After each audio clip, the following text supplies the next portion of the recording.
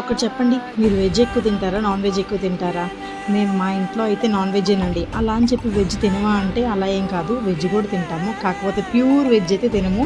Only Monday, Tuesday, Saturday తప్ప మిగతా అన్నిట్లో నాన్ వెజ్ పక్కాగా ఉండాల్సిందే. అది ఎగ్గా, చికెనా, మటనా, ఫిషా, ప్రానా ఏదైనా పర్వాలేదు, బట్ నాన్ వెజ్ టచ్ అయితే ఉండాల్సిందే. వెజిటేరియన్ వండినా సరే పక్కనంటే అట్లీస్ట్ ఆమ్లెట్ అయినా ఉండాల్సిందే. మరి మీరు ఎలాగో చెప్పండి నా కామెంట్ సెక్షన్లో. వంట చేద్దామని స్టార్ట్ చేస్తే ఆయిల్ ప్యాకెట్ అయితే అయిపోయింది. నేను అది జెప్టో నుంచి ఆర్డర్ పెట్టుకున్నాను. ఇంకా కొన్ని థింగ్స్ అయితే అయిపోతాయి, అవి కూడా నేను ఆర్డర్ పెట్టుకున్నాను.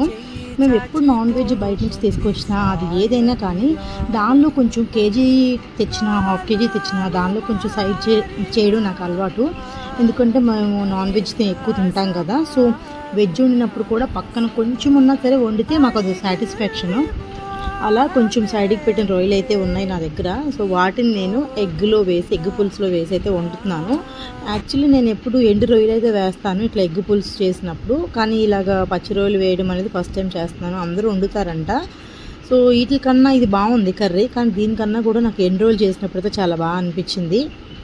మీరు ఎలా చేస్తారు, మీకు ఏది నచ్చుతుంది నాకు చెప్పండి. మీరు కూడా బయట నుంచి నాన్ వెజ్ తీసుకొచ్చి దానిలో కొంచెం పక్కన పెడతారా? వీడియో అలా చూసి వెళ్ళిపోకుండా ఒక చిన్న లైక్ చేయండి, మన ఛానల్ని సబ్స్క్రైబ్ చేసుకోండి. ఇంకా మీకోసం మంచి మంచి కంటెంట్స్ అయితే నేను పెడతాను. అప్పటిదాకా మరి ఉంటానండి. మరి బాయ్ బాయ్. నెక్స్ట్ వీడియోలో మిమ్మల్ని అయితే కలుసుకుంటాను.